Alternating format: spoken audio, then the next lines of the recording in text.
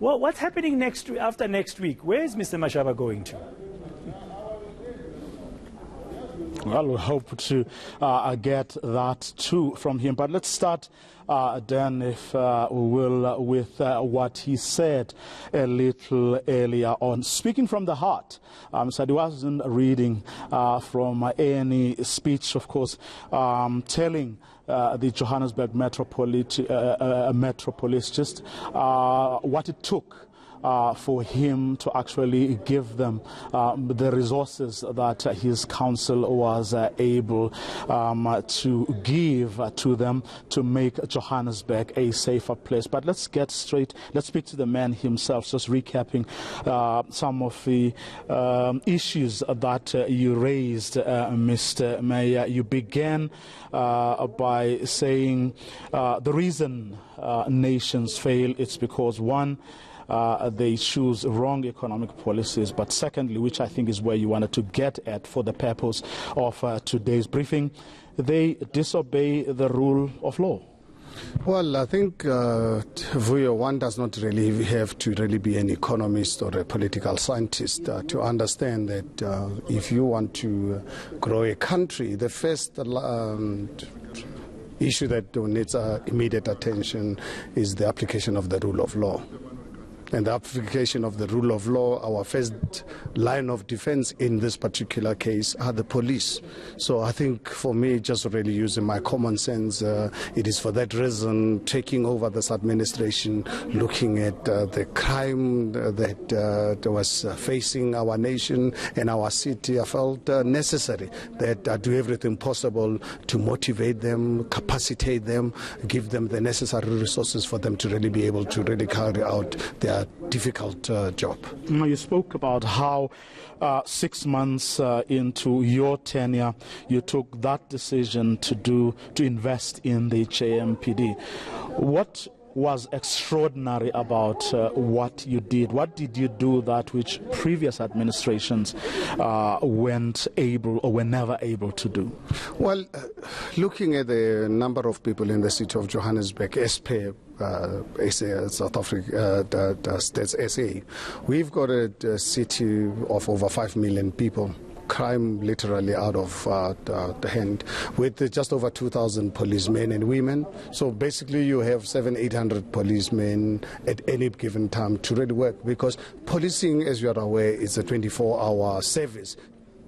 7 days a week, 365 days a week. So, I mean, a year. So you can imagine with just over 2,000 policemen and women to service a city with over 5 million people. I think, as I said, you don't really have to really be an expert to realize that this capacity will not really be able to really deal with the current crime problem that the city was facing. Because visible policing is actually one of the measures any common sense would use. That before you can even put people in jail, you need to really make sure that you have policemen out there. Visible policing for me was crucial. It is for that reason when I took over with the budget that was already approved by the government that was voted out of power. Fortunate enough, the adjustment budget allowed me to capacitate, to immediately put in the money to recruit 1,500 police officers. It has never happened in the city of Johannesburg or anywhere else in the country, any metro or any municipality would undertake such an assignment. But it was very important investment, because I was committed in ensuring that we see economic growth. But economic growth can come before you have safety. So I think it was really something obvious to really undertake that. If I wanted to really see economic growth, have investor confidence, have everyone believing in the city of Johannesburg, the first thing that I needed to do was to ensure that we have safety of our residents and our visitors. Well, speaking of safety, yes, you cared about the safety of your residents, but you also care, as you said a short while ago, about the safety of the very police officers. You seem to feel that they are not being appreciated. You seem to feel that so-called human rights lawyers, as you put it, come down hard on police, yet they will be doing their job. Is that your sense? You feel that we often come unnecessarily hard on police officers when they commit mistakes, or whether it's to beat up or kill people in the line of duty? Without any doubt, I'm unapologetic about this, and it's something that actually hurts me, because if I look at the 3 years I've been in the executive mayor of the city of Johannesburg, how many policemen and women we've lost, killed violently by guns, by reckless motorists, doing their job to protect all of us as residents. Some of them injured, some of them permanently injured. And I look at their infringements, and every time one policeman would really do something, how people would really come out. And I think I challenge civil society, I challenge anyone to really look at the outcry when our policemen and women are killed or are injured.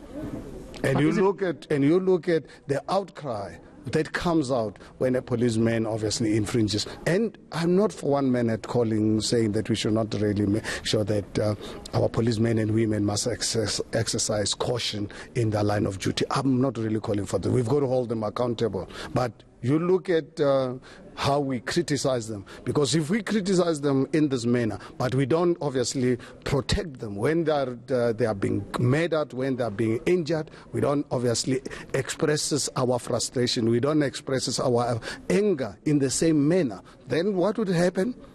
Tomorrow it will be your wife, it will be your daughter, it will be your son who will obviously suffer from criminal elements, and there'll be a policeman who will be too scared to intervene because there'll be no one in civil society to protect them. I'm saying is, please, before we ventilate our anger against policemen and women when they've erred, let us actually go deep into the matter to first investigate, because most of the cases that in my 3 years in this administration, more of them were policemen and women actually doing their duties in line with what the constitution of the country expects them to do. And that's the point, isn't it? It's about striking that balance. It's about making sure that we leave our constitution. I mean, you know where we come from as a country, where Skop, Skit and Donor was the order of the day. So where mistakes happen or where wrongs are being committed, there should be as much outcry as about police killing people as there should be an outcry about people killing the police. Absolutely. You and I, we're on the same page, and this is what I'm saying is, let us obviously treat both cases in the same kind of fashion. Let it really be only where a policeman commits or errs that there's an outcry. But when a policeman or woman gets killed or get injured, then there's no outcry. Then that, unfortunately, will result with police actually in future being scared to act and defend us as society. Now, you spoke a lot about how the multi-party government in the city enabled you to do things that perhaps other municipalities or jurisdictions aren't able to do. What exactly about the relationship you had with other parties like the EFF made a difference here in Johannesburg? I think, for me, the EFF in particular allowed me, because when I took over the administration, I'm sure you're aware of the 9 mayoral priorities of the government that I led. We committed ourselves to be a pro-poor government. We committed ourselves to be a government that is going to focus on redress, make sure that I think those people who were left out of the economy of this country prior to 1994, those who were failed by the new democracy, there has to really be redress. And EFF has really been very supportive, not only the EFF and some of our coalition partners and some of the DA caucus members as well. Of course, you came into this council a virgin, and politically in so many ways, in that you weren't part of, political systems or political parties. And you managed to achieve, I mean, I was having a conversation with the interim leader of the DA only at the weekend, and we're talking about how you managed to achieve versus what other regional leaders of the Democratic Alliance weren't able to do. Do you believe that not being part of a political party system or hardcore politics enabled you, or even, shall I say, the maverick streak in you, to actually be able to do what you're able to do here in Johannesburg? I think I was extremely fortunate by the outcome of our local government elections of the 3rd of August. And I think when I look at it in retrospect, because at the time when I was campaigning, I wanted outright to win. But obviously voters said, no, we want a multi-party government. And on the 22nd of August, I was elected the mayor to lead this complex multi-party government. And I think for me, if I had received outright majority, I'm sure I would have left this government in the first year, because I did not take over this job to serve political parties. I took over this job to serve our residents and my country. And fortunate enough, running a multi-party government allowed me not to serve political parties than to actually serve my nation and my people, and I really feel grateful about that. I was put in a very, very fortunate position, and I hope that coalition arrangement can be the future of our country. That does not really allow one-party domination, because one-party domination, we are sitting with massive challenges right now that have actually put our country at very serious risk. We're on the brink of collapse unless a miracle happens.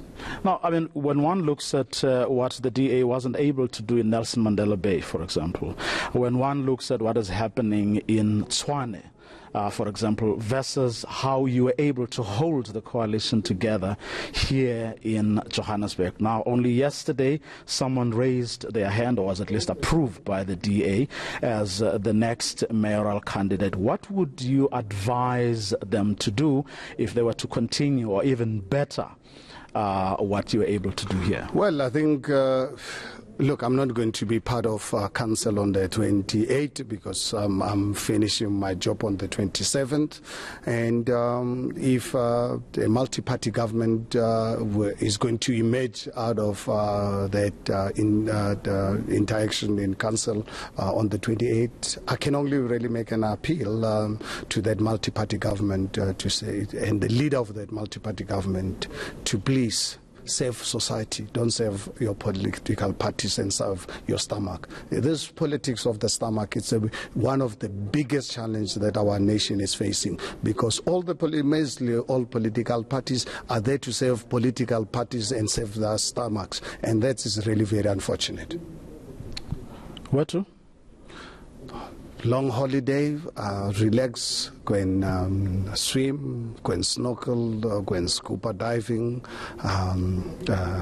read books that I've never had a chance to read the last few months, and come back in January. But in the meantime, I'm busy. I hope I'll be able to launch an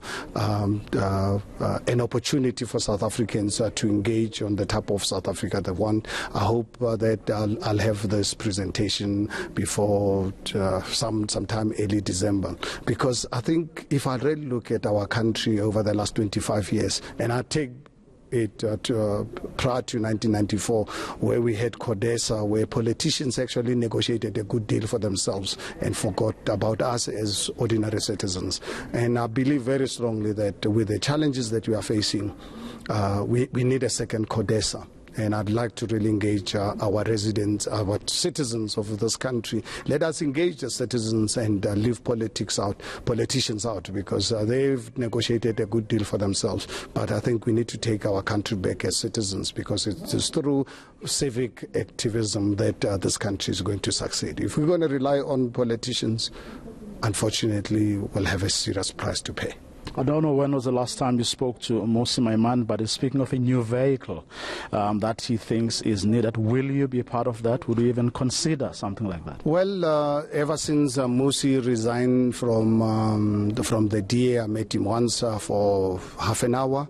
And last week when I saw his interview on your station, the following morning I called him to understand what he was talking about. Unfortunately, we only spoke for about 5 minutes or so, and requested him on his next visit to Johannesburg to make contact with me. I would like you to really understand where his mind is and what he thinks about the future of this country, because I strongly believe Mmusi, as a young man with the right morals, he's got a lot to offer to this country. So as and when he's ready to engage and come and share with me, I'm happy to share with him what my plans are, and I'd really be happy to hear from him. If he says let's form a party, would you be part of that party?